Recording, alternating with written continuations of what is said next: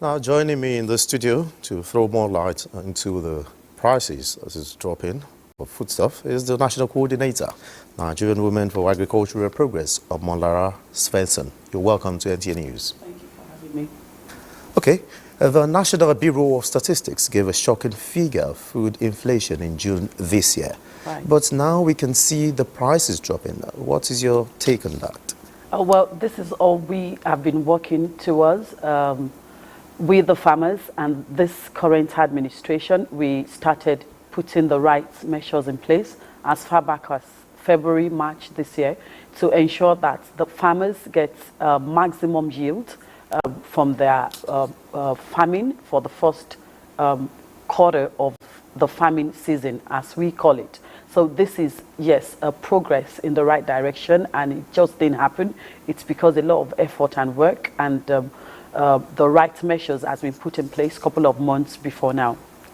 All right, talking about effort and support, does this mean that, the government and organizations like yours are giving to farmers, making an impact? Oh, yes.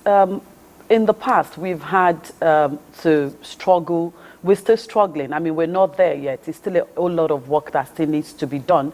But in the past couple of months, as I said earlier, the government has made a conscious effort to see that they're reaching out to the grassroots farmers, because the truth be told is the grassroots farmers that are actually cultivating the food that we consume. And of course, the grassroots farmers are a handful of elite farmers like myself. So the government is making a conscious effort, and that is all we need. That is the right step in the right direction, unlike what we've had in the past. And we all can witness the positive change and the result when government pays attention and takes initiative in the right direction.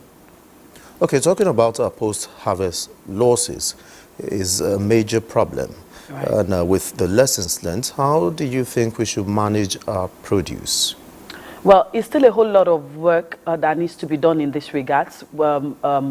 Not just on the government end, but we, the farmers as well, our orientation. Our farmers need a lot of training. There is a whole lot we need to relearn, unlearn, and put into practice. And while we farmers are working on this, I'd also like to still emphasize on the need for the government to make a conscious effort again to provide the right environment, conducive environment for our farmers in terms of transportation, in terms of equipment needed for harvesting and storage.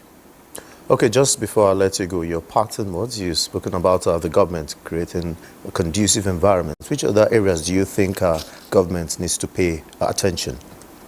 Well, the government needs to pay attention to the grassroots farmers and bridge the gap. We are here to work with them, to bridge the gap between the government and the grassroots farmers, because one of the major reasons why we are where today in terms of food insecurity in the country is because there is a huge gap between the government and the real farmers, where we have people that claims to be farmers but are not farmers. So the government needs to be intentional when it comes to reaching out to farmers, when it comes to taking the right direction in making sure that we do not find ourselves where we were 2-3 months ago, where a tuber of yam is being sold for 5,000-6,000 naira.